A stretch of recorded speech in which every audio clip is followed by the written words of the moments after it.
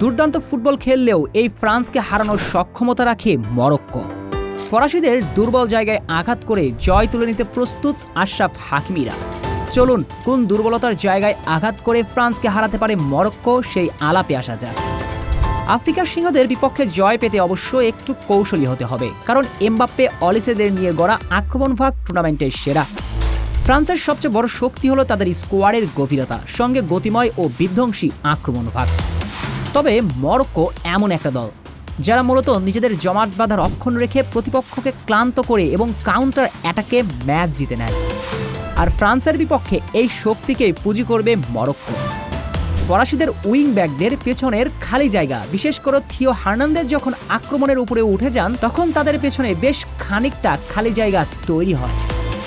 ঠিক এইখানে মরক্কোর রাইট উইংয়ে থাকা আশরাফ হাকিমি এবং হাকিম জিয়েশ সেই ফাঁকা জায়গার সুবিধা নিয়ে দ্রুত গতিতে কাউন্টার অ্যাটাকে উঠতে পারেন, ভেঙে দিতে পারেন ফরাসিদের দুর্গ।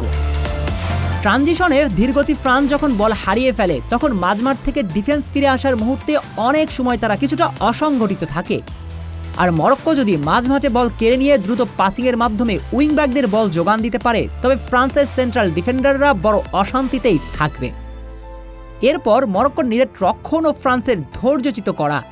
মরক্কো যদি তাদের স্বভাবস্বরূপ লো ব্লক বা রক্ষণাত্মক দেওয়াল তুলে বসে থাকে তবে ফ্রান্সকে গোল করার জন্য মরিয়া হয়ে উঠতে হবে। আর ফ্রান্স যত বেশি অল আউট আক্রমণে যাবে মরক্কোর জন্য কাউন্টার অ্যাটাকের সুযোগ ততই বাড়বে। এমবাপ্পেরা যদি প্রথম হাফে গোল না পায় তবে তাদের মধ্যে একঘেয়ামি বা ধৈর্যচ্যুত দেখা দিতে পারে, যার ফায়দা মরক্কো তুলবে। এরপর সেট পিস এবং সেকেন্ড বল উইন। বোয়াদ্দিরা অত্যন্ত পরিশ্রমী এবং ফিজিক্যালি ফুটবলে তারা পিছুপা হয় না। আর সঙ্গত কারণেই বক্সের বাইরে সেকেন্ড বল দখল করার ক্ষেত্রে মরক্কোর মিডফিল্ডাররা দুর্দান্ত। সব মিলিয়ে ফুটবল ভক্তরা ফ্রান্স মরক্কোর একটা দুর্দান্ত ম্যাচেরই সাক্ষী হতে যাচ্ছে। অন্তত কিলিয়ান এমবাপ্পেদের সহজে জয় পেতে দিবে না আয়ুব বোয়াদ্দিরা।